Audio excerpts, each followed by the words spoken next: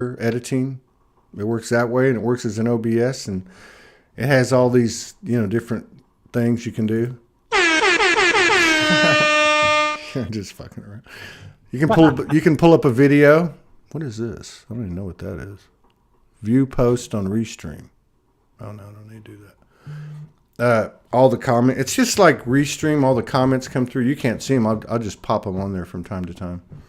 But yeah, there's just check this out, dude. I think you can see this. So you'd be able to see this. So here's a little. Here, look. Let me show you. While people are getting here. So here's a. Yeah, I got 8 terabyte hard drive. Oh, there's everybody. They're coming. Let's see. Hang on. Can you see that? No, it For doesn't. the human. Oh, you're not seeing The it. human is an equal participant. The human, I just call it the soul. Wait a minute. I am soul. So, yeah, I still got to learn some things. There's a lot of people here, a lot of comments. So I just want to recognize everybody. I don't normally do that. I sure appreciate you. And thank you for your continued love and support and contributions. Allow us to keep doing this every day. It's a very special day, very special week. We're going to get El Toro is going to come on camera here, the great white ghost. All you ladies, I just saw El Toro without his shirt on. So if you want to get a little rundown on how he's looking good. Make sure El Toro's Israel, not Michael. Oh, no. Michael, you look good too, though, bro. You look real good. Here, let me see if I can bring this down here. There's Stephanie Lynn. I think you recognize this one. Marina Govier. Delia Flores. Allison from New York. The triplets. Morgan Lee. There's Judy from Montana. Denise Chadwick. Donna Owens, and so on and so on and so on. Thank you all for popping in. I'll try to get some comments up there from time to time. Yeah, he is glowing, isn't he, Mary Lou? What did I do? Did something wrong. All right, let me get off this. All right, so, Melissa Dehan, reveal yourself, El Toro, the hot gardener. So, yeah, it's been, God, we were just talking it's been over 2 years of COVID. It's been 2019 September when we were in Sedona together. Lots happened, obviously. Lots going on. It's gone fast, hasn't it? Yeah. It's good to see you. Yeah. It's good to see you. I've missed you. I missed you too, man. I was supposed to- Everybody's been in limbo. Yeah. Everybody's been in the cocoon. Yeah. I think it's been just a transformative period for all of us. And I know, just when I lost my mom, it was, I think just for self-preservation, I just really had to withdraw. But it also was interesting because even though it was a personal experience, it was just being mirrored in everybody's own process for what they're going through and what we're all going through collectively. But yeah, it was just kind of sequential, one thing after another. And I talked to you briefly about it months back. Mm-hmm. But I lost my mom, and then Israel and I got in a really bad car accident. I know. And then we are the owner of our previous home. We rented for 11 years, and she decided to sell her home. And so we moved 45 minutes east. We're in Ukaipa now. And so there was just a lot of change. And then a few months after that, my grandfather transitioned. So I know, I feel like that's being just mirrored in everybody's reality. We even talked about Morgan and I moved around the same time. Yeah. And Yeah. And I think the energies were, like you were saying, everybody's going through it in their own way. Because when we connected around, what was it, probably around March, April, it's like we connected. We connected. Well, Morgan and I got the information that we were going to be separating. So I was going through, dealing with that. She was going through that. But you and I connected, and it revolved around grief. Yeah. And then I guess, and there's been a lot of people that have transitioned. I think a lot of people enough people have forecasted or known that this time was going to come. And so then, of course, Franco, he transitioned in October, I believe October 21st. But yeah, it's just, I think around the same time we talked, my uncle transitioned from COVID, which, he went into the hospital for a outpatient, like I don't know what it was, just something minor, gallbladder or something, stone, and never came out. Yeah. So it's, I don't know, brought a lot of perspective to the world and to all of our lives. But you look good, man. You look radiant. Thank you. You do. You look fantastic.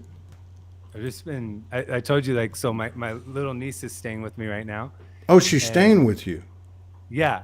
So she's been here for 2 months because my sister had a house fire. Okay, see, I forget, so, you're like my family. You got a bunch of Mexicans, and I can't keep count of all of them. But okay, so she's the one. So you were going to your sister's house, you and El Toro, to go take care of the baby. Yes. Now that's the baby that's oh wow, isn't it funny how things unfold? She'll be 1 year old in April, and she is just a ball of pure love. Yeah. And so, and I don't, without sounding too cliche, like it really is just like, it's been a season of learning from her and my older niece, Isabella, who is nonverbal. And she's a teenager. She's 13. And so I have Leoana and Isabella, and just spending a lot of time with them. And my middle sister was working, but so Israel and I were like daddy daycare. We were like watching her, like, while my sister and brother-in-law were at work. And it was a great experience. Now Which one of you changed the diapers? You know what? You're going to be surprised. El Toro. It was Israel.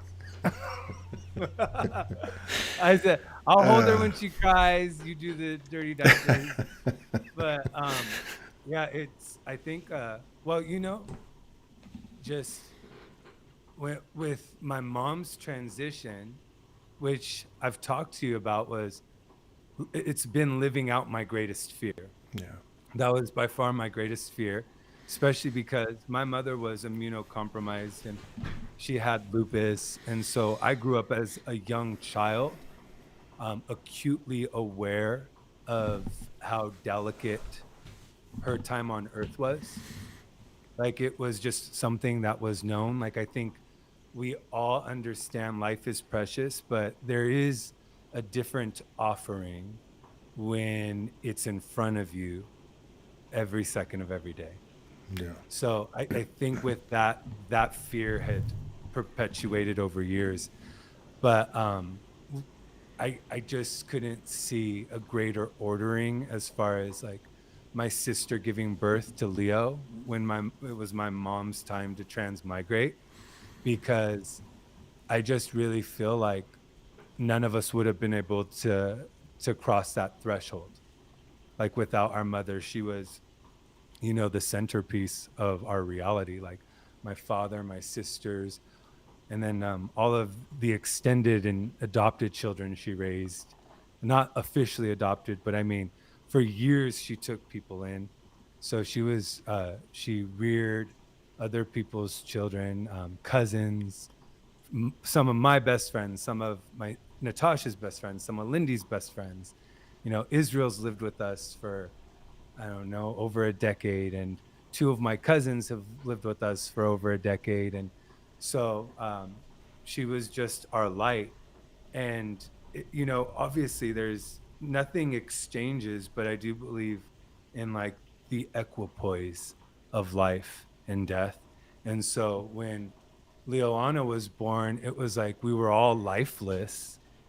And I've really been inspired by the way my sister stepped up, because like to become a mom when she had just lost her mom 3 months before, Jeez. and and to step in it so fully, because there, I mean, my mom and my sisters were best friends, and so it was so painful. And for all of us, it was like my sister when she was giving birth, like, of course, my mom was so excited. I tell the story of when my sister got pregnant, and it was like an arduous journey for her to get pregnant. It took her like 7 years, and she had some really painful losses. Mm. And so, I mean, she actually like almost lost her life on one of her miscarriages because she hemorrhaged. So it was such a profound journey. And for a long time, there was just a lot of fears, like, would she be able to give birth? Would she be able to bear? And so it was when she became pregnant, we all talk about it, that like my mom would see my sister, and like we had known she was, um, we had just known for a couple days, and my mom would be like touching her stomach and like, oh, my precious little baby, like, and they already all knew she was a girl, so she like just intuitively, so they'd be like, she's so beautiful. And like I remember my sister's first sonogram, my mom brought the little picture out to me in Israel, and she's like, look at how beautiful she is. And we're like, mom, she's like not even a peanut yet. And like my mom was just so enthusiastic, and so she was really excited. And because like, I mean, I don't know exactly how this works, but I do know there was an intersection point, Yeah. because my mom crossed over 3 months before Leoana was born.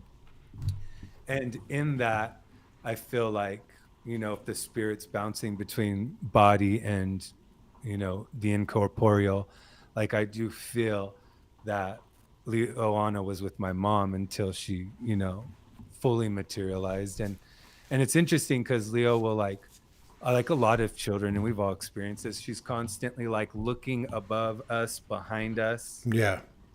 and there's times I get chills because like I just know my mom's right there. And it's a different process, because I think that grief is mysterious in some ways, because um when it's the task at hand, it's like you have to process all of that. And it's almost like where all of us, I see my sisters very connected, it's like you must disconnect to reconnect, like at a deeper level.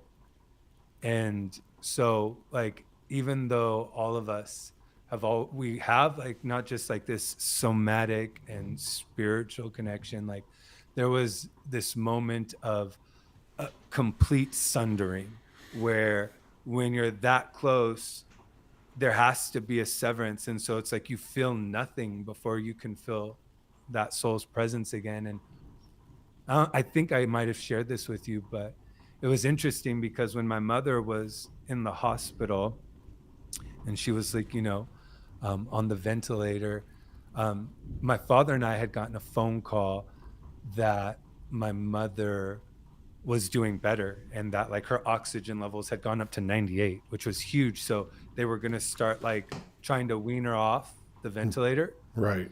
And it was interesting, and it wasn't just because of the news. It was like I actually like, because I've always felt my mother, um I just knew she was doing like better in that moment. Right. And I went to sleep and I slept through the night, and she was still doing better the next day. And then that night, the following night, I went to sleep and I couldn't sleep at all. I didn't even sleep a total of 10 minutes. And I remember I woke up hyperventilating, like I was suffocating to death. And I was trying to catch my breath, like, and I was like frantic, but I knew it was my mom, not me. And then at like 5 or 6 a.m., we got a call, and they said, you need to make your way down here. We're going to allow you to say goodbye, because the hospitals are so locked down because of how contagious the virus has been. So we weren't able to see her while she was hospitalized for 9 days, but we were graced the opportunity, which a lot of people haven't been, to go in there and say goodbye. And I'm really grateful for that. But it was really interesting because it's just like I was telling my family, it wasn't just it was like to feel your, as her physical body began to shut down, when you're connected at the body too, like to feel my body kind of go through that process, and seeing everyone else around me kind of go through that process too. And it was definitely That's deep, man. yeah, it was a lot. So she was only in the hospital 9 days?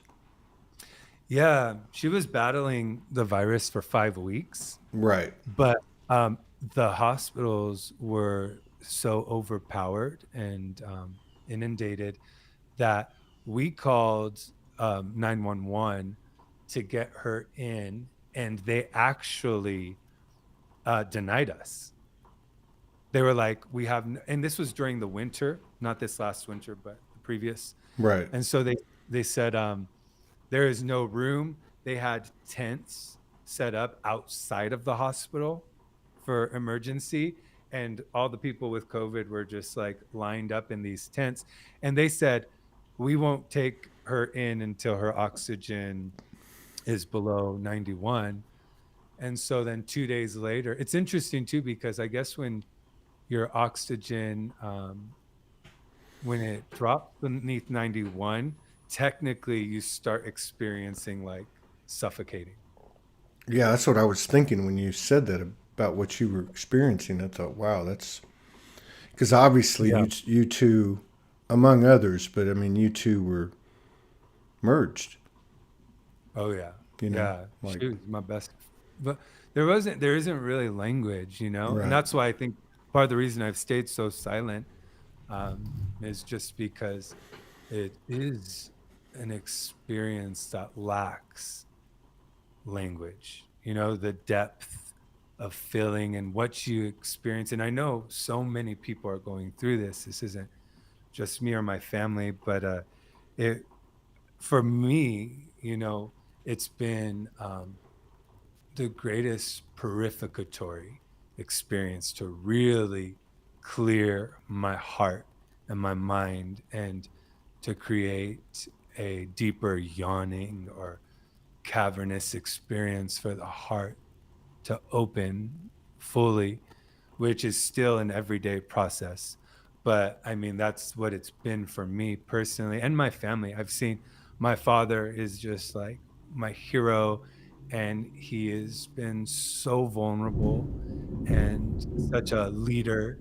And my sisters and my, just everyone around me, just to watch everyone grow. It's amazing because my mother's impact is in some ways even deeper in departure, because her loss is creating such a hewing, such a carving in each of us. You know, and there is just a deafening silence in our home or in our gatherings. It's amazing to experience the light of an open heart, you know, and just kind of understanding what that means. And but one thing I wanted to share was, yeah, so they ended up taking her like a little, like 36 hours later, her oxygen dropped to 60. And so she was literally gasping for air in front of my father and I. And we were just holding her. And at that point, she already, everyone started to enter, like family, like that had deceased. So my grandmother was there. And my mother's always been connected, so she had access to that before.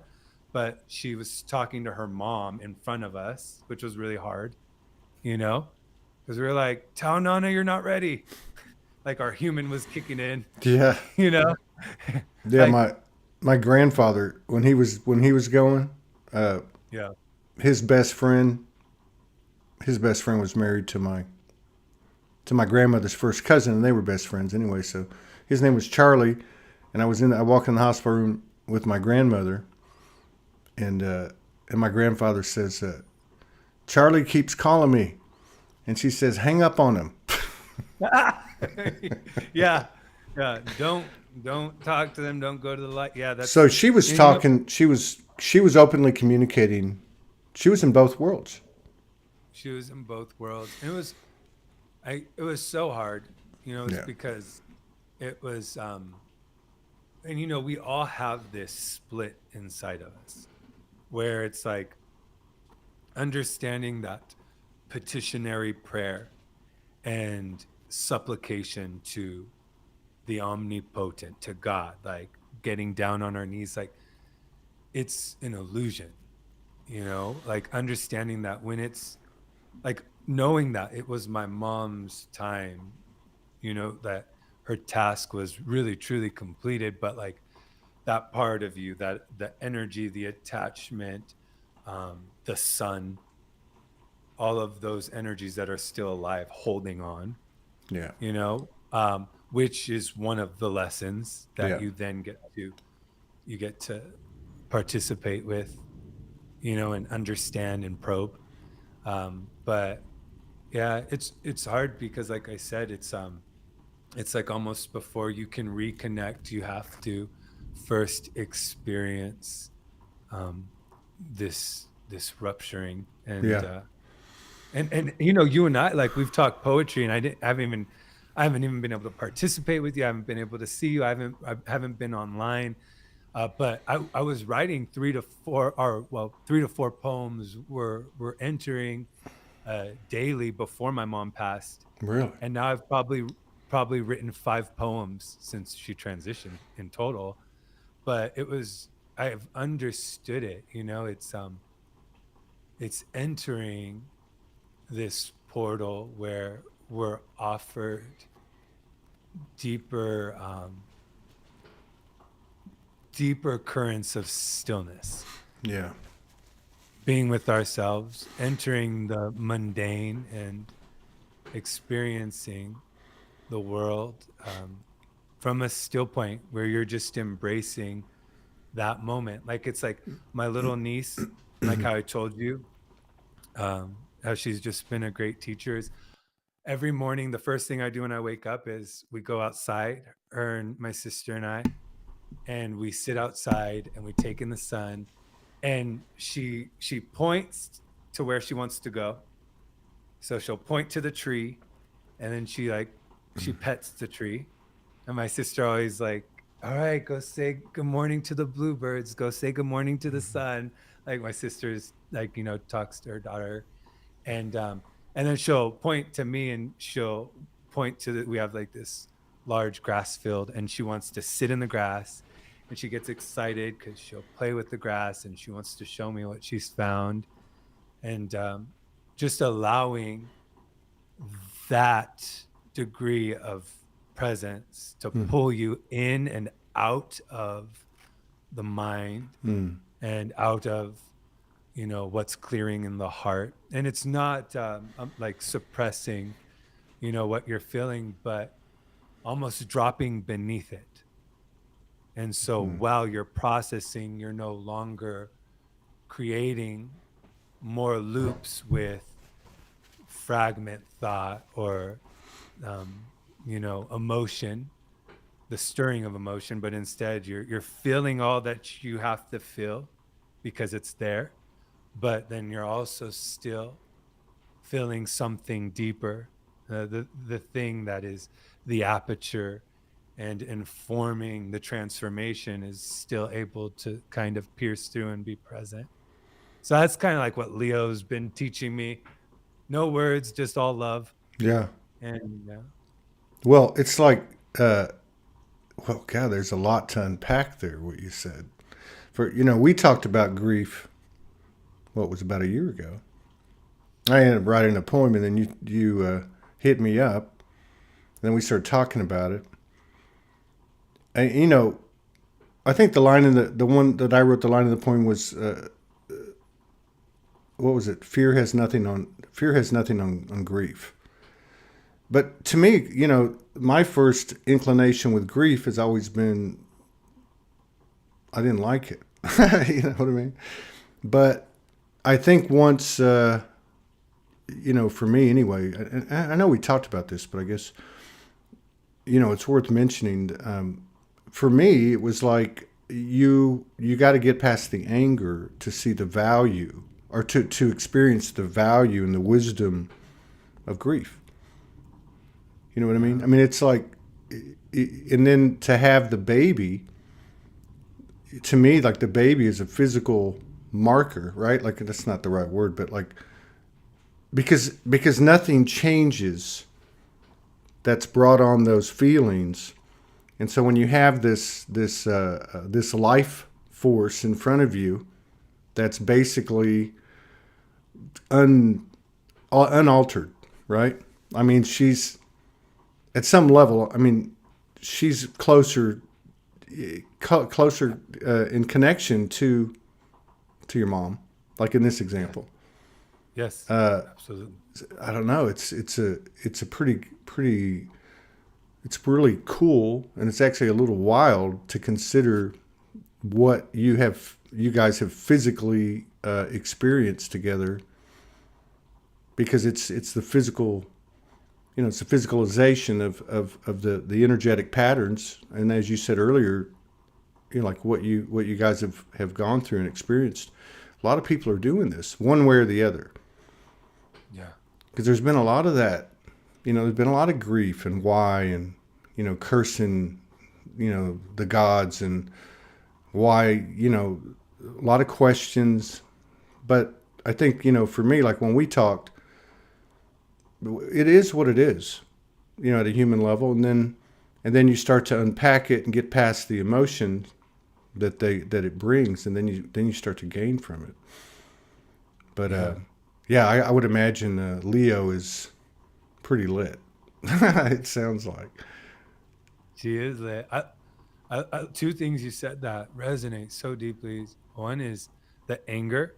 I was actually surprised, but it is one of the stages of grief. But like when you're actually experiencing it, like and how deep it goes, and another thing is being able to feel that anger and honoring it by Yeah. feeling it Yeah. run through you, but not moving out into the world and creating with it. Yeah.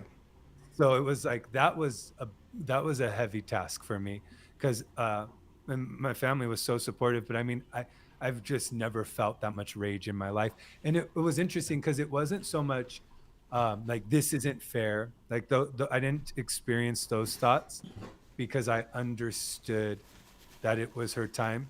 Right.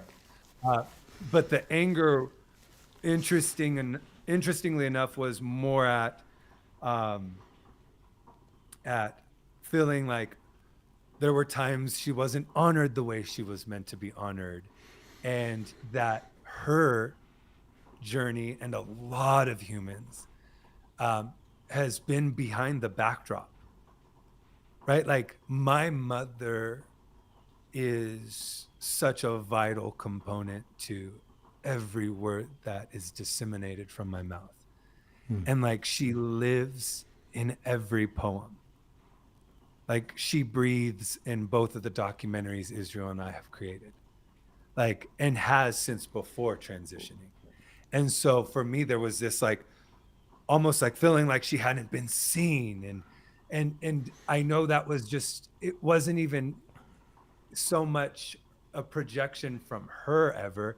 It was more something else just I had to work through, because I think that there's times women, all people, but women and mothers, right? Like the great sacrifices they make, like what they've done. And it's like when we talk about um, forerunners or liberators, or heart creators, like imagining that like my mother was just, there wasn't one moment in my entire life, and this is rare, and it's just true, there wasn't one moment that I was disappointed. Right. She never let me down, not once. Right. There was never a time where we didn't communicate or were estranged.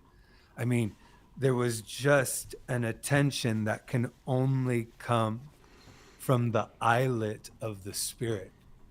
And so just thinking on all that time spent, and I even thought like one of the challenges as adults, especially when we're around children, is for us to be present.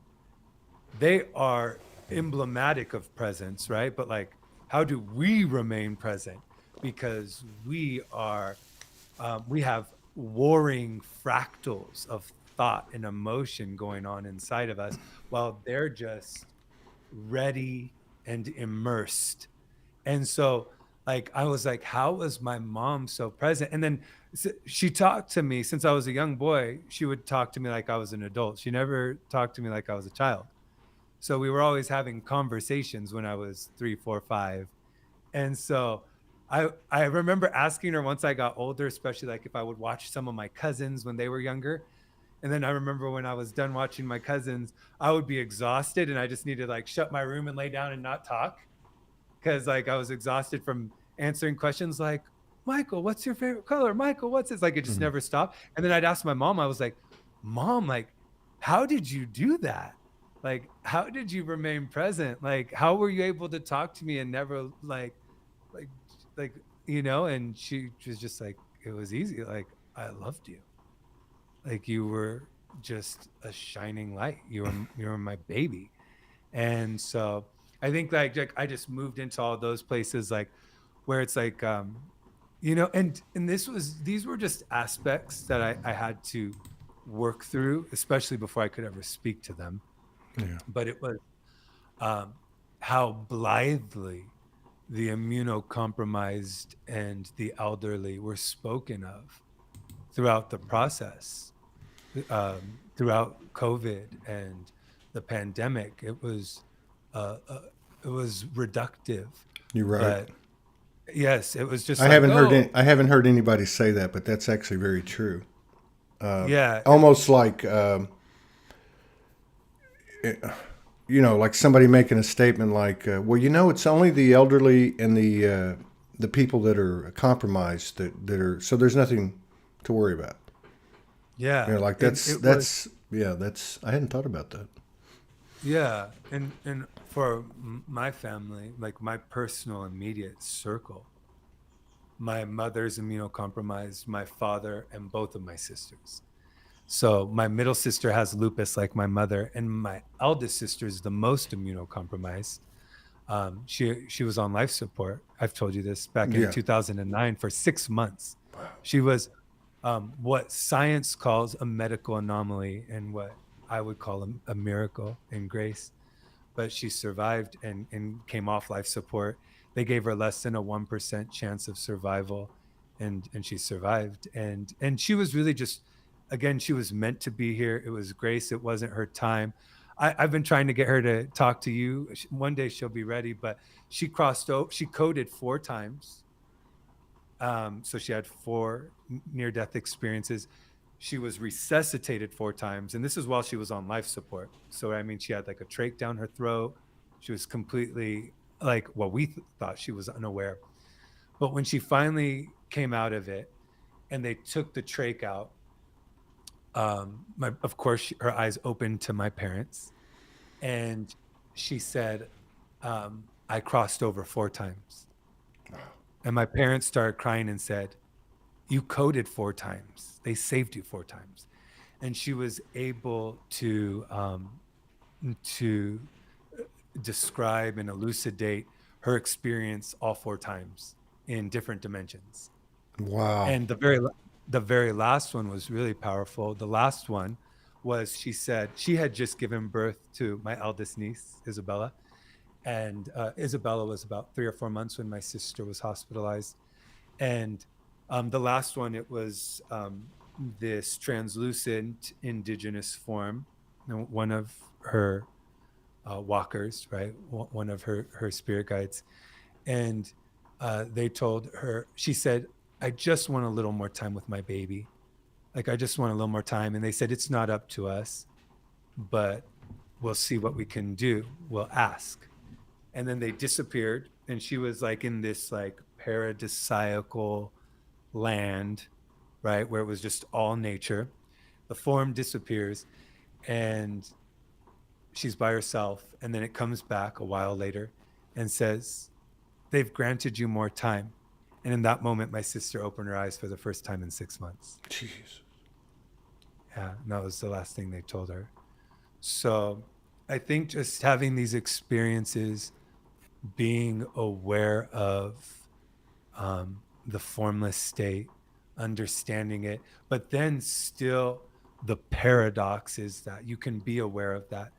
But like you say, and like I honor deeply when you talk about the human as the hero, is that we're terrestrial and we bleed and we age and we die in form, but not in spirit. And I think that to embrace that and to honor that is noble. And so for me, how personal and intimate of an experience it is to have people that are so compromised isn't something that drew me into deeper states of fear.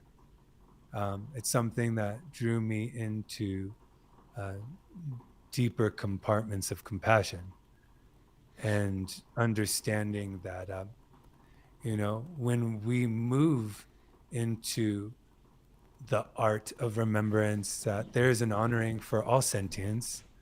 And it's not a matter of trying to control our circumstances, but rather we're not conceptualizing holding space, our heart's a container. Yeah. And so it just does. So, like, that's a lot too. We could talk for hours. This is like, and so, like, then you have the, you are a channel. Everybody has their own, like I guess would say, expressive attributes, right? One way or the other. And yours is, a big part of it's the poetry and the cinematography. And we talked about this, where like the great, you would think like the great pieces of art they come from the well of grief and pain and suffering. And it's so common because that is a transmutation, but so what happens when, like you said, you haven't done 4 or 5 in a couple of years. I mean, I can relate to that. I hadn't done for 2 or 3 years. And it was for that specific reason, because there was no longer the pain and the suffering and the grief. I mean, I'm in this relationship. I'm with Soulogy. All these things are happening. Like, how do you reach down and into that same process of transmutation with good vibes, right? But like what you're talking about, it'll be exciting to see, or I'm excited to see what you guys come up with, because like what you're saying about somebody that's compromised or being in this environment where people are challenged and the things that brings, and obviously the impetus that creates for you as an artist, as a channel of the divine. But now to be able to reflect on the courage and the heroic qualities of these people that are literally that same. I mean, we've all gone through our own things, but to actually see somebody who actually is afflicted, say, or burdened on a more permanent level, and theirs didn't just come and go. It's something they live with every day. Yet they are literally that inspiration that you're trying to reach in the flesh. So it'll be really interesting, and I'm excited to see what you guys come up with on the other side of this, because there is a difference, I think, and I haven't found it.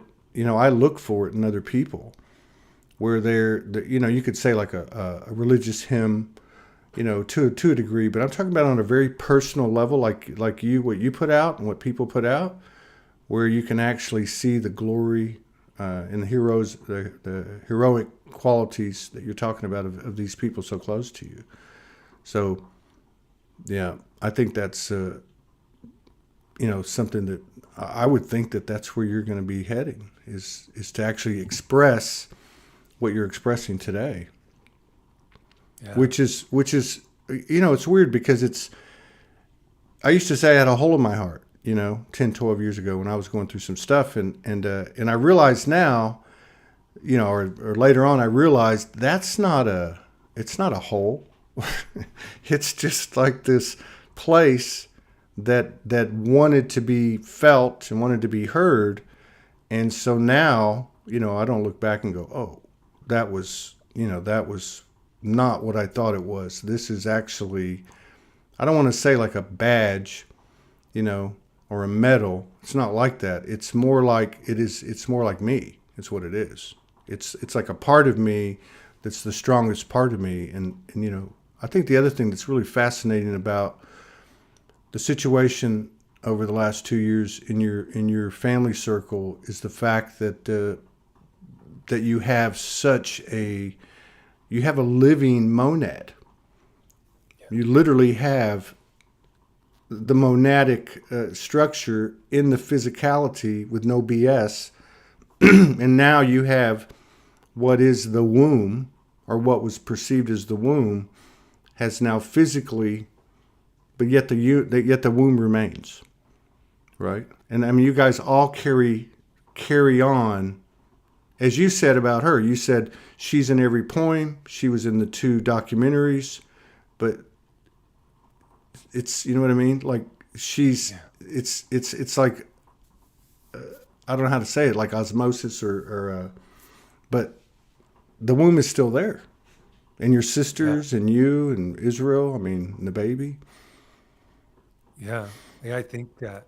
Oh, Michael, and I got to say too, I think what you said, I just want to say this, that what you said about, I just lost my train of thought. Oh, your mother, and I can only think of one person in my life that, obviously, it's my grandmother. And, same ethnicity, and when you said I never had a beef with her, I never had a beef with my grandmother. And I didn't even like her growing up because I was not, how the pecking order is in the Mexican family. I was one of the younger boys. So, but what I was saying, or what I wanted to mention before we continued, was the fact that she is seemingly a single physical representation of that mother energy that's resurfacing. So it was in the background. It didn't carry. She didn't carry. It doesn't carry grudges, vengeful feelings. It's just unconditional love. It's just like when she talked to you and you said, "Mom, how do you do this?" She said, "Because I love you." So I mean, like, what can you say to that? It's like, it's like climbing the mountain, going to the promised land or something, because it's something that you can actually see. As human beings, we want to see evidence. It's something you can actually see, touch, and feel that isn't in heaven, that is actually in front of your face. So I just thought that was important what you said, because that's what's happening, overall. And there's so many. I said this to Morgan all the time. How many is there? How many of her is there? And the thing is, it's not like they're just stepping into the world. They're probably, a good portion. I don't know, 20% of the world or something. I don't know, but I think more and more of their energies, affecting us, just as it's affected your circle, your microcosm. Yeah. No, thank you. That's an important point, and it's true. It's something I've actually thought a lot about. What you just said is, I think I've actually asked myself that exact question. How many mothers are out there like this, or how many souls, right? Because what's interesting about the shift in consciousness is that it's inexorable. Like, it's here. Mm-hmm. And everything going on right now, everything in the living universe is consciously or unconsciously creating one movement. There's times right, how can we view something or perceive something as a separate movement? Only if we're bisecting our reality, which would be a matter of the mind. But there's this one movement, no matter what role each human is playing, it's moving us back into the heart. And I do look at like my mother and so many other souls that were charged with birthing the children that were meant to remember who they were. Like that was their charge before they came into the physical world. And which makes everything. I mean, like every element of existence is precisely placed, right? Without any error. It's infallible. Like this movement we call the living universe or God or the omniscient, you know? And so I have thought of that. And I do love that kindred relationship we share, you with your grandmother. And I love what you just said too, because that is worth repeating and exploring is I look at, you know, one thing without going too far away from where we're at, because I feel like the energy of where we're at is where we're meant to be, but is when we look at what's happening outside of us right now, right? Like in the world, you just talked about the family hierarchy, right? Which we can speak from the experience, our cultural experience, but I know it's embedded in all cultures because this was part of the old paradigm. But when we look at the hierarchical experience, we look at the outer world. It's one thing I've thought a lot about because my mother, it's interesting because she was submissive to the hierarchy, but she raised her children to transcend being tractable or amenable, which was really fascinating to me because she never gave voice to it. She was never like, I want you guys to be different than I was, or I'm going to raise you different. There was so much reverence for what came and that it came appropriately and it was right placed. But there was just an organic movement where it's time to prepare them for something else. And so when I look at the outside world, which is, we all know, just a reflection of our very own inner realities, when we're watching the hierarchy become exposed and dissolve before our very eyes, what are we experiencing in our micro reality? Like, is there still a black sheep? Is there still a favorite uncle?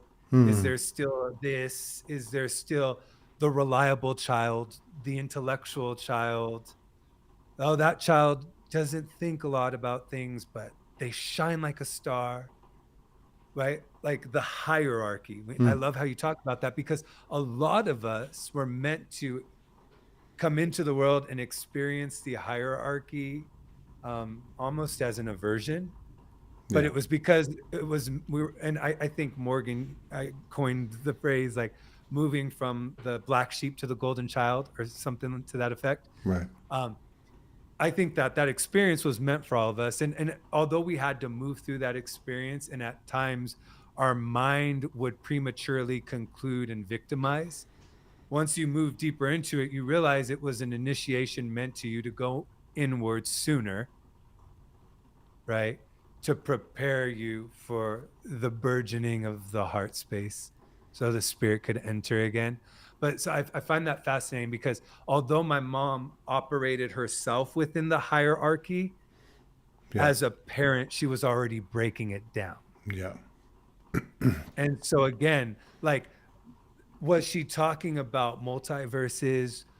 Was she talking? That wasn't really the way it was being relayed. it was more preparation for the expansion and extension of awareness so that the form can hold a deeper amount of light. Yeah. And that's what's fascinating to me about the mothers and fathers. And I would be remiss to not include my father, because they were a team and Yes. they perfectly reflected each other's love, which was then transmitted on to my siblings. And like I said, just all of her adopted children who mourn deeply for her too, Yeah. That's a good point, Michael, because this is the loop that keeps coming back into our lives and as a whole. The loop is the differences, right? The hierarchy.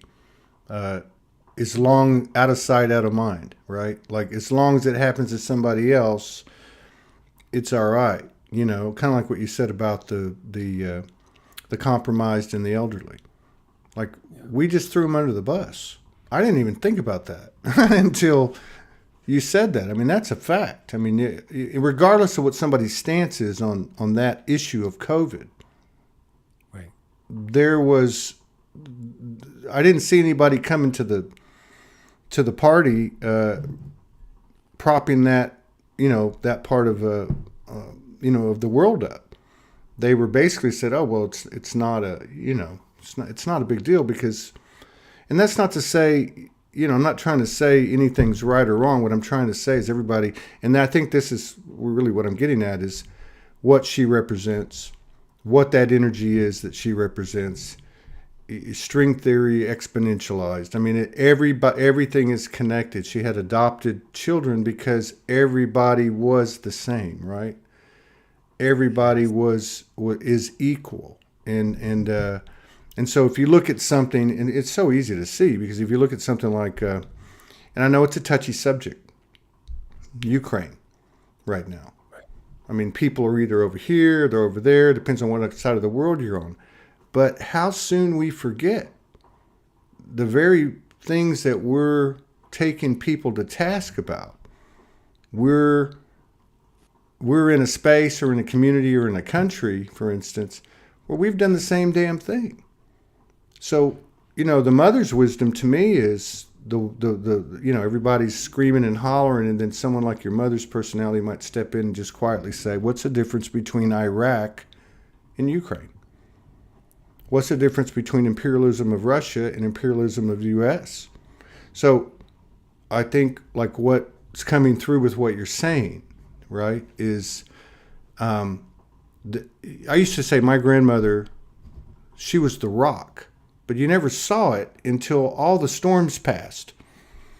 And all the other, me included, all the other, seemingly solid pieces got melted like mud, And yet there's this rock that's still there. This central, the womb, right? It's the womb.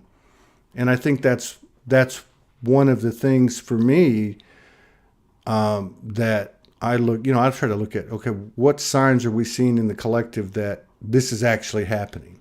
That the mother's energy is actually anchoring and expanding and affecting it, and I feel fully that it is.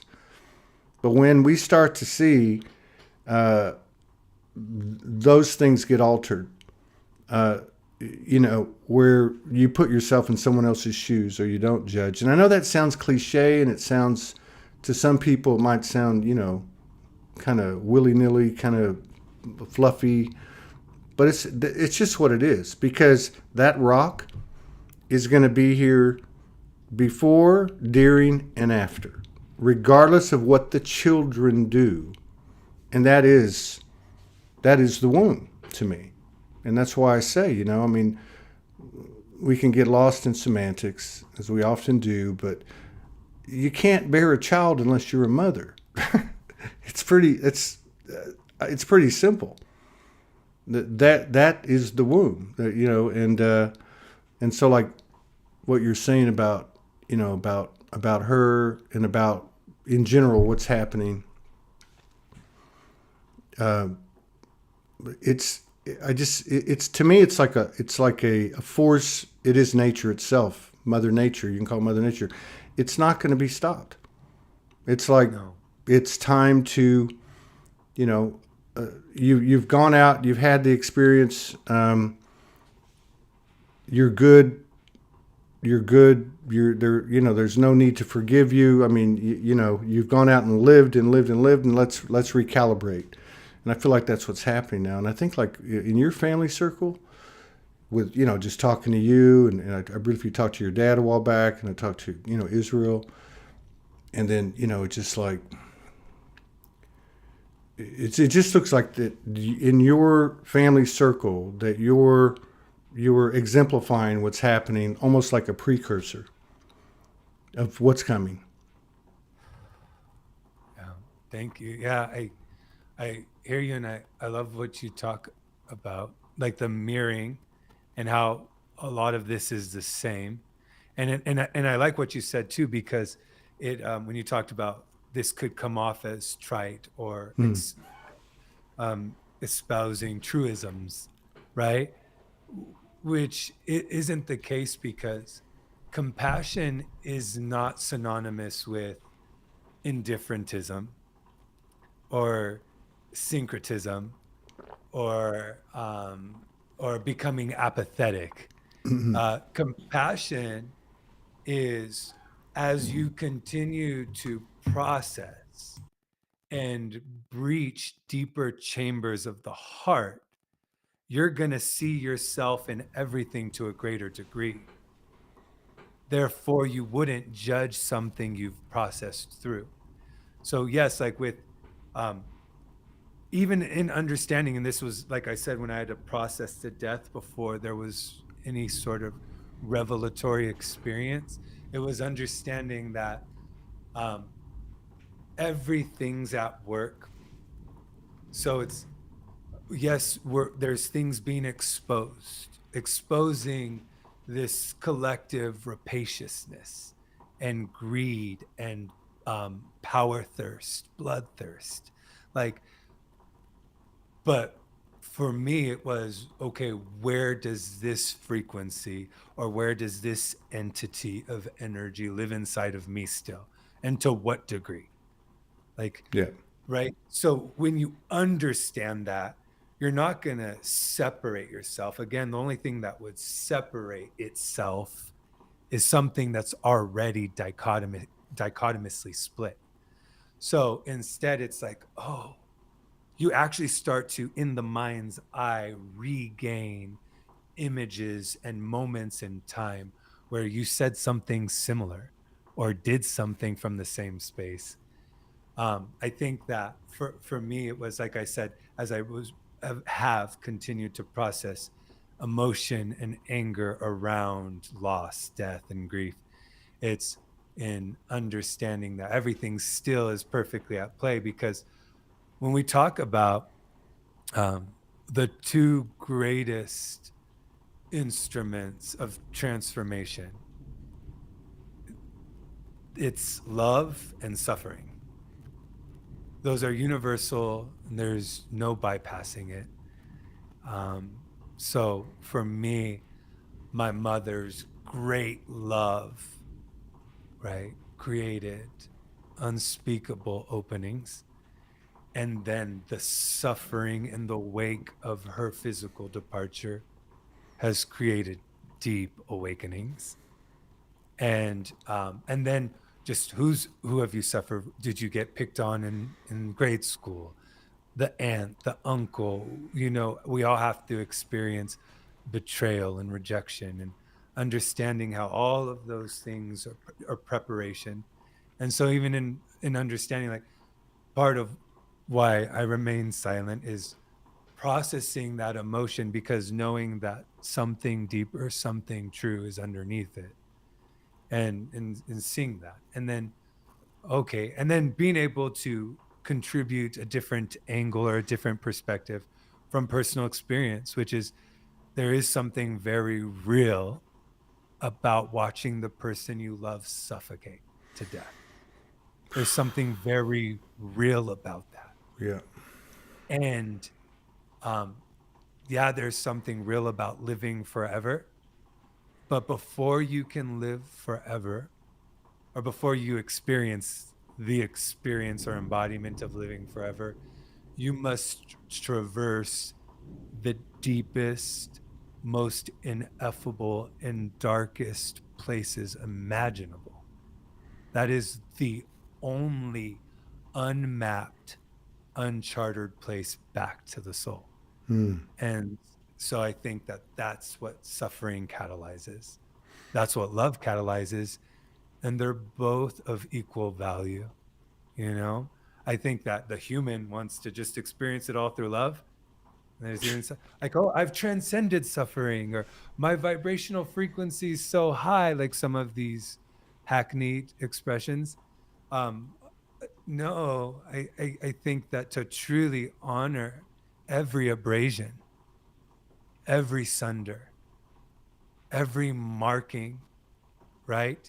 It's interesting because as I was sleeping this morning, you and I were already having our conversation at 4 and 5 in the morning, and it kept waking me up, but I was hearing our voices, not me. And it kept waking me up. And I heard right now, the world lives between the billowing and recession of the wave. I kept hearing that. So it's right. Like you see this big divine wave, right? Washing us clear. And then you see this recession, and we're right here in the liminal space between, right? And we feel that. We've all felt it for a long time, something coming. Yeah. And it's coming from inside of us, right? This blossoming is internal, but between the billowing and recession of the wave. And so I think that right here, collectively, I feel like the world mirrors my broken heart, right?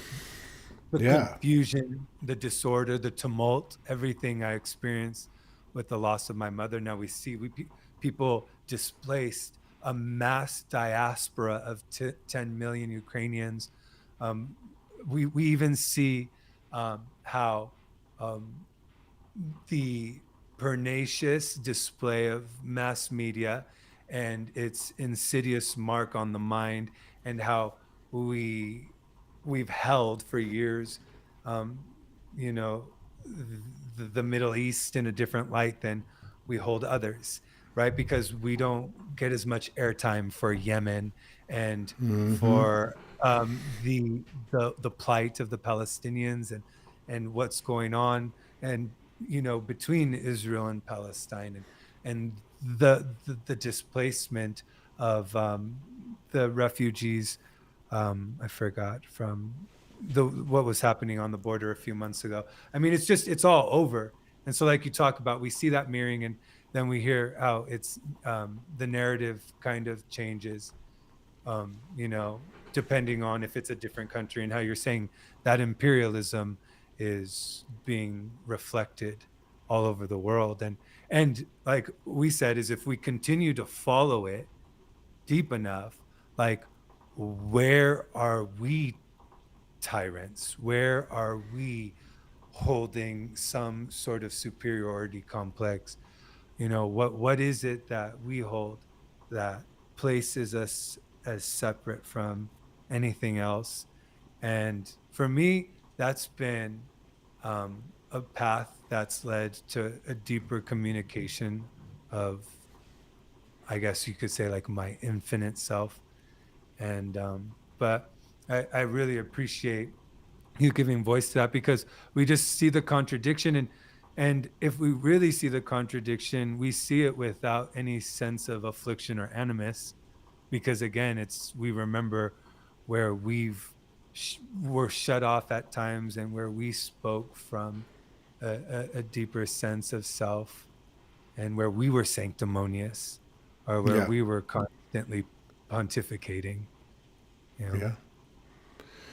Well, you know, and you know, it's just, I remember I used to write 10 years ago, and one of the things I used to write about, or understood and I tried to write about, was how the physical mind is finite and complicated, and the I guess the soul or the spirit is an infinite simplicity, right? Like, and I know it just sounds crazy, but again, because I think she is the perfect example of what's occurring or what seems to be occurring, which is it's just regardless of all the talk and the issues and the contention and so on, she just loves, right? I look at it like, I've been doing some research about organic, because I'm hoping one day, okay, I can plant food and actually, what is this all about? I don't even understand it. And you start to look at Mother Earth and what it offers and what it represents as a physical representation, no different than your mom, right? So giving, giving, giving, giving, loving, loving, loving, loving, no retribution, no vengeful feelings, no grudges, no nothing. These are my children. They're walking my earth, and here's my soil. Something about the word soil and soul that's always rung true to me. And if you look into it, I'm not an expert about this. I've only been looking into this for a few weeks, just off and on. But even using fertilizer, commercial fertilizer versus natural, right? We're taking out of the soil, which is the mother, and we're not putting it back. I mean, there's a natural process that's been here for millions and millions of years, where something, like a tree, it creates a fruit, and then the leaves fall, and so on and so on, and it goes back into the soil. And you know what I mean? I mean, we came from it, we live from it, we go back to it. To your point about the physical, the end of the physical journey or whatever. But there's something about, and I'm not going to say violation, but there's something that has created like a chasm in the necessity and reality of probably one of the, and I don't know, again, I'm not an expert, but one of the only universal truths, which is there's an equal energy exchange no matter what. You're not going to get out of it. You can contribute to the continuity and, let's just say, the perpetuation of harmony, or you can disrupt that cycle.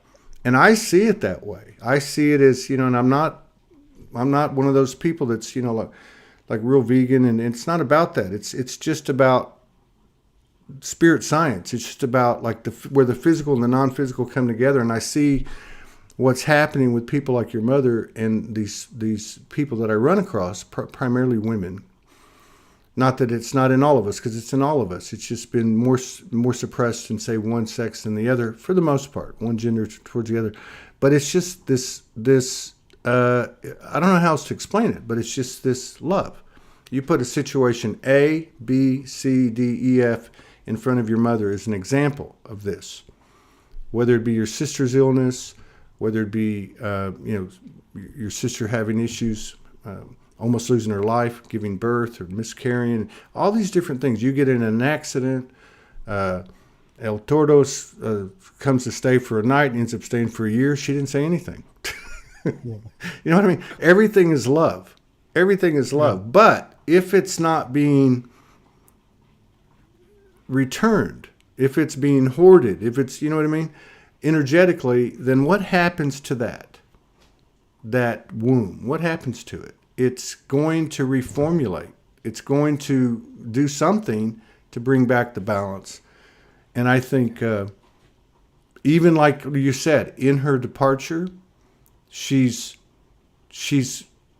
actually gotten bigger. It's just not in the physical. So, like I would go to,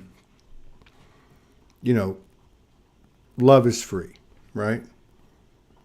I mean, that's all there is to it. And I could give a lot of examples about this, but on a personal level. But, if it were a situation, let's just say one day, with my kid or with Morgan, and then said, hey, I need to go this direction. Well, what do you say to that? Love is free.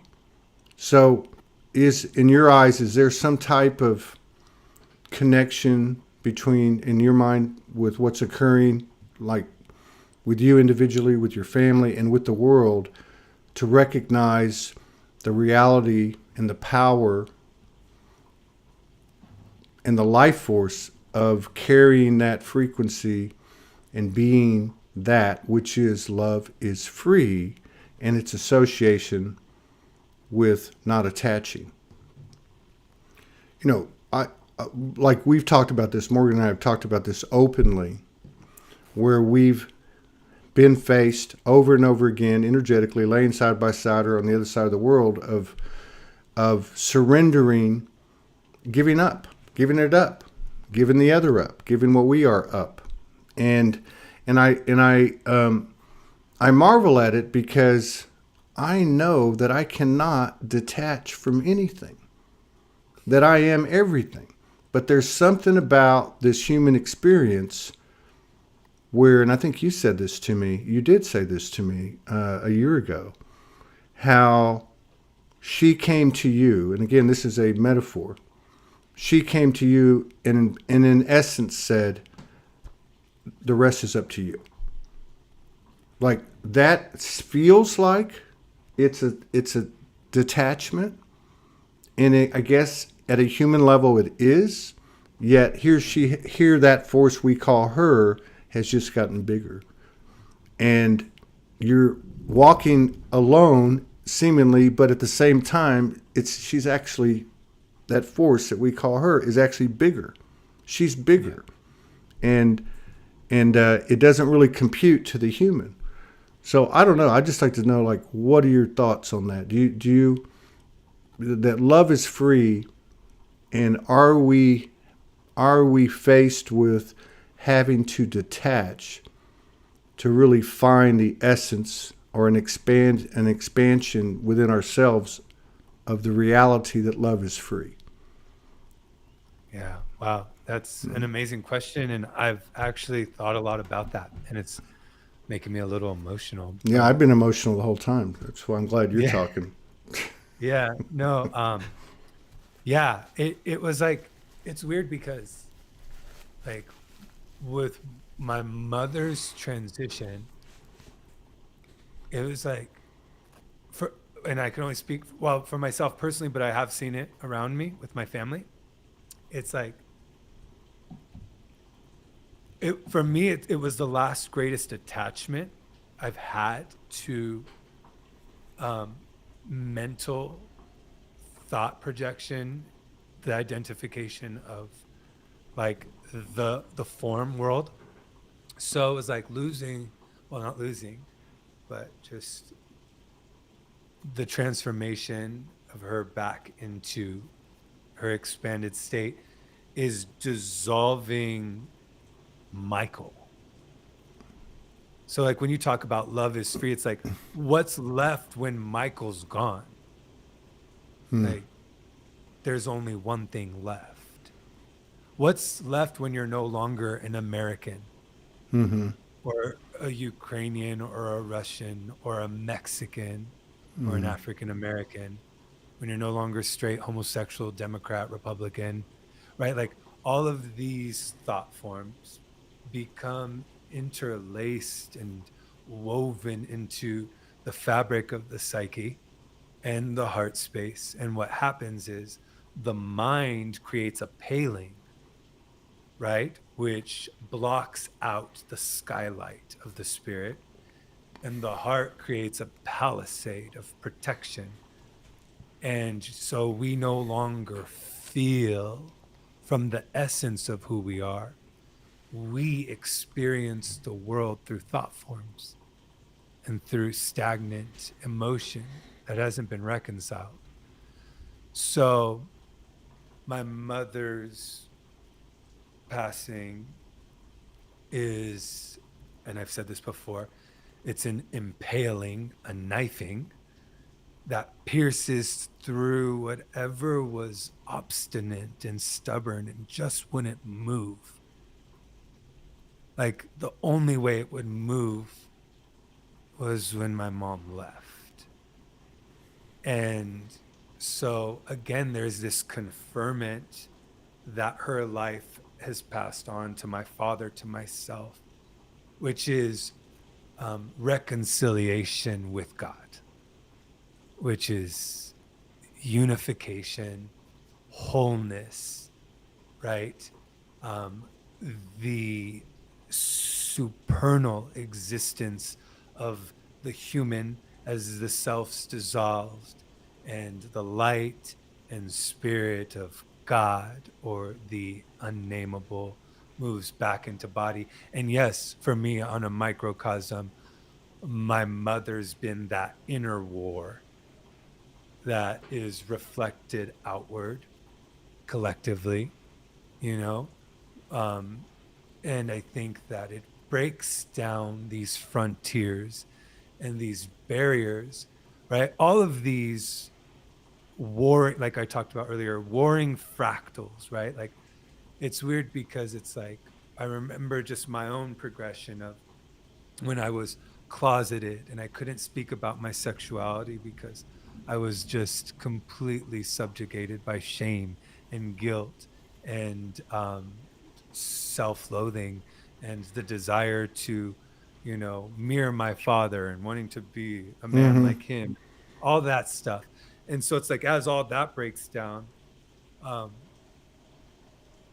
I am my mother's son, but beneath that, I am the son of the mother, and I'm the son of the son, and I'm the son, and I'm the mother.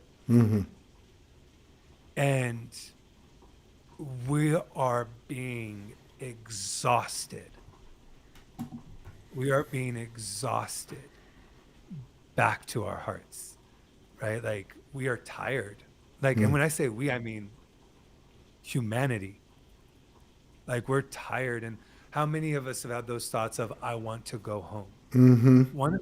One of the special things I shared with my mother was that we were both well aware of, like, that deeper sense of ourselves. So it was interesting. My dad asked me these questions because before he was retired, a couple of just special things that I want to share. Like, my father got up every day at 3:30 a.m.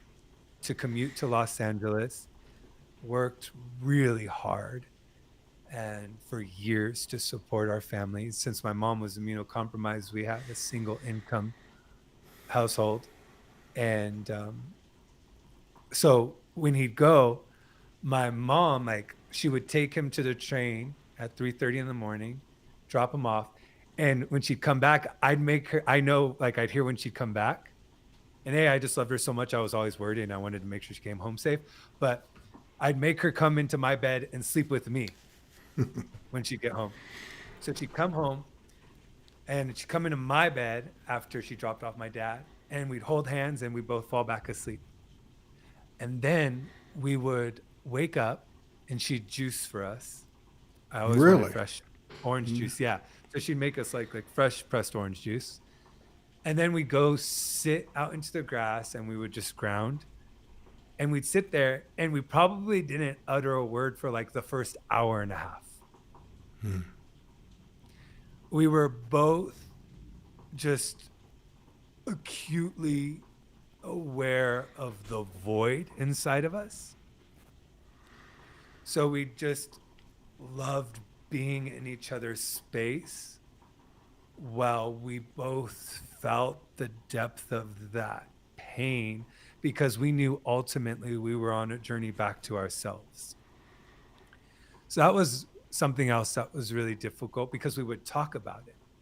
We would discuss that for years. Like, we would talk about the shift in consciousness. And that was something too, like, of course, my mind conceptually, I had held an expectation, and the expectation was like, we're going to shift together. Like, we're all shifting, the world's shifting, my mom's going to shift, and we're all going to witness it. So when my mom was leaving, like, one of the last things I told her was like, hey mom, like, we've been waiting for this, like, it's happening, like, we have to, like, we get to talk about it, we get to share our heart and our experiences with people, and we get to share our love. Like, you have more to do, like, just come on, like, just hold it out a little longer. Like, I want to make some videos with you, and you've never been in one of my poetry films, which she always told me she was going to, and it never happened, so like, again, like, so that expectation, like, that was um a mental formation that had to dissolve. I had to understand the role she played. I had to understand that as that dissolves, both she expands from inside of me out, and then the numinous, right? And the immeasurable, nameless, right? Presence of God expands from inside out. And so to answer your question, which is probably a little longer, but to answer it, yeah, I think that love is simple. And it's really like just being kind, like just loving. Yeah. It's just growing up. And I know this is another thing I've struggled with, and I know I'm sure you have and everyone else. And I've told a couple of my friends this, which I just want to say to you and my family and friends and everyone that's participating with us, like, I love you all. And I've received all of the messages over this last year. And even if I haven't been able to get back to everyone yet, I will eventually. And I really care about everybody, and I'm thankful. And something special about where relationship is now, and I know you know this, and you and Morgan know this, especially with the experience, the distance, or the illusion of distance and how it dissolves, is like, I think of like you and Marina and Saskia, and the list goes on. I mean, Morgan, Marie Moss, like, I can't even name everybody. Just everyone, like, I think of everyone, and I've thought of everyone, and everyone's grown inside of me. And I how unconditional we're all the unconditional component of who we are is just materializing. But what relationship is, and how you feel people deeper, and you, even when you don't talk to them, and you don't have to talk to them, Right. and why silence and stillness.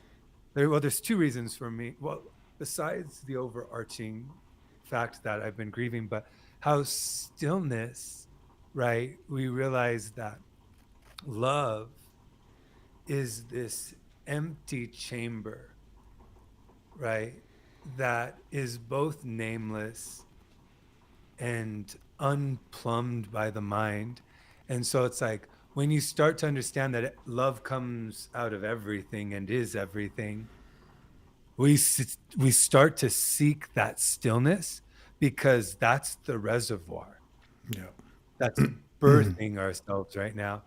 And then the other component, and I know everyone completely gets this, is for months, I haven't even been able to string 3 words together. Like, my brain, like, right, like, when literally, when we, which this is probably a conversation for another day, but when we actually address like the subatomic and the molecular restructuring and reconfiguration of the brain, and the mutation of the spine, and what's literally happening, like the butterfly experience, like how our brain used to retain information, and we would recycle knowledge that was held from outside of us. But now that's being dissolved, and a deeper dimension of the mind is opening, where everything is literally a dissemination and a retrieval, where intuitive language, intuitive thought is starting to take over. So with that, like, I'll tell, I'm like, I think I talked to Morgan about this a while back. Every other sentence with Israel and everyone around me is like, what's that one word? Like, you know what I mean? Like, where the brain just like completely shut down. Like, I remember I was talking to my friend Maureen a while back, and I was trying to talk about, see, it's happening again now that I'm talking about it. Right, like, where we were talking, I was talking about like the indigenous spaces and the sacred spaces when land was appropriated, but basically, reservation, there you go, see, it happens again. But I had forgot the word reservation, and I was like, like, so just understanding that, like, our brains are literally mutating, and it's metamorphic. And understanding that where we used to pull from the subconscious is transmuting energy to where it's being zeroed out.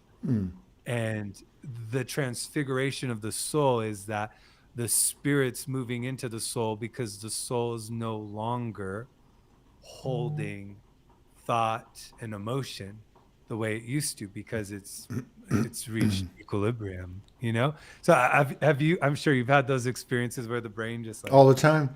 I can't think of the word. No, I'm kidding. Embarrassingly, on the show, it happens. But it happens to the guest. But, you know, I've had a lot of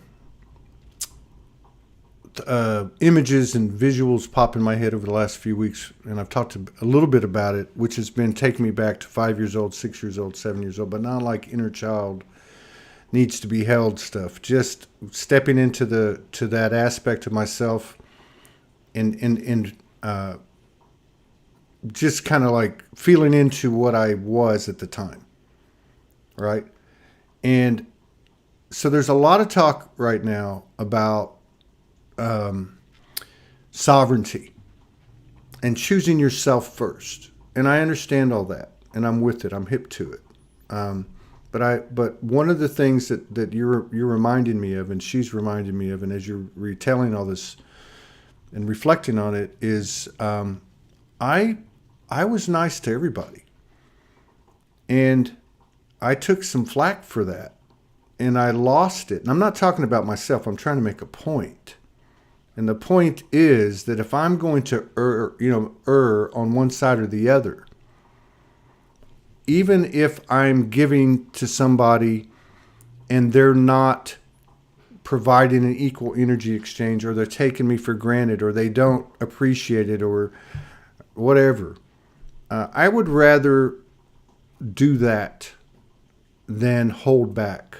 And that's one thing that I see in this mother energy, like with your mom, and even like with your family. That's one thing. And I really feel like that we'll get there, because everything will come into alignment, and telepathy will be 100%, and we all, the things that you and your mom talked about. But at the same time, there's this transition that has to occur. And I think the last 2 years have been what you're talking about, which is, why has there been isolation? Why has there been this massive disruption to our so-called normalcy that we're all finding wasn't normal? But my point being, this alone time, this solitary time. Like, I know that we talked, and you were telling me, I remember last year telling me how y'all are all in the house and everybody's not even saying, you see each other once or twice a day and say, hey, same could be said, like the physical distance between Morgan and I. There's so many examples of this. Everyone here can probably relate to this. And that has been this alone time. That I think this is what's going to come from it, is we cannot take a shortcut. We have to go through ourselves to get back to each other, because each other is ourselves. And it's been interesting talking to Kimberly Ross since Franco transitioned, because to be able to have a conversation where you're there to hold space and support, but to hear the same thing that I'm hearing from you, to see somebody who has actually physically experienced not just like in my case, not just a geographical distance scenario, but where you've actually had somebody that kindred, that you literally achieved oneness with, where they physically are no longer here. and to see the reflections that are coming out of you and coming out of her, that's what I'm seeing. That you and that she is saying, yes, this has occurred. Yes, my heart hurts. Yes, I have my days, but something magnificent is happening to me as an individual, and something magnificent is then happening from, I can see the rhyme to the reason. It's happening with those around me. It's happening in this world. And this is way beyond faith to me. This is just pure love. And it's exactly what your mother is. It's just doesn't matter what's put in front of them. And that's why I often wonder, what's this going to be like? You know, people talk about, we're here to hold the light. We've been waiting for this time, and the shit's going to hit the fan, and we're supposed to hold the light. Well, what does that really mean? To be positive? I think what it means is no matter what's put in front of you, is to do the things that she was, and always will be. And that is just to purely be that which we are made in the image of, and therefore we are, which is just pure love. And I know it sounds, but it's not. And I have a sneaky suspicion that if you took the mainstream media out of the equation, and probably half of the platforms on social media, that we would find that there's a huge, certainly more than 51% in this world that come from all different walks of life, stories and stations that would that feel the same way, and have that we all do. I think that there's always been this paradoxical distortion, and I think now we're starting to realize that which seemed to be such a massive part and the lion's share of our experience was really nothing more than a minuscule fly on an elephant's ass, you know? So, but I can't believe I've even gone this far and then not just burst into tears. I don't know why, because now, and then you said something about last night and hearing voices. I swear to God, I spent the last night was, I woke up this morning going, that was the hardest fucking night of my life. And it wasn't like I was sad, or it wasn't like, it was just a massive amount of energy that not only was it in the non-physical field, it was physically in my body. It was, and now I realize that, you know, you were a big part of that. I don't know if we can, we got your sister Delia coming on in 23 minutes. And I don't know if you're up to it, but if you wanted to share any poetry, I know you haven't written any in a while, but I don't know. I just saw, you know, thought maybe that if you want to, or if you just want to say some words, you know, whatever. No, I do. I actually have two small ones I want to Here we go. Do you want some music behind you? So, oh no, it's okay. Let's let me just see. One is more like a sutra, just like a sentence. Okay. You know, I can find it, and then I'll share a poem. Okay. First, this came through for me myself as I was processing energy, but then I saw that it was like for all of us. But like I said, it's just a small sutra. It says, yield, warrior, and behold the magnificence of it all. So that's nice. Yeah, and then I'll share this one. It doesn't have a name yet. Lifetimes rootlessly fade into dreams. Pain has led me into the bioluminescence of an eternal bayou, seeing out of eyes that have lived forever, teal-carved lilies dragonflies and orchids, roots that feed from the hand of ambrosia, opalescent figures dancing to the aria of shooting stars and bleeding love. Black ravens with pearl-colored rose-shaped eyes pervade the heavens, while the lucent dove moves back into the chest of the child. Ocean waves weaved of golden waters, evanescently fading into an imperial throne, the seat of the soul and the crest of the unknown. Hearts that sing from emerald green, songs whose rhythms have been bowed by the needle of an undying touch.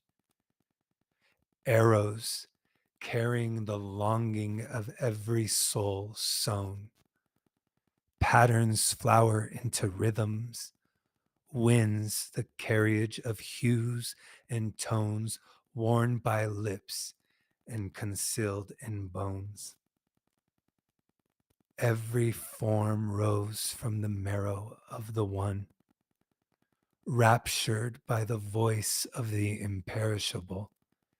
Stillness is the voiceless utterance of every breathless word. And after all this time, love has never announced itself.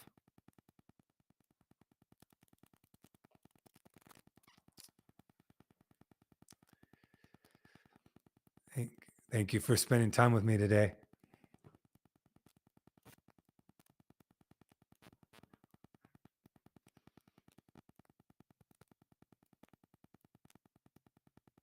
I think I lost. Sorry. There you are. Sorry, I was trying to give you some silence there.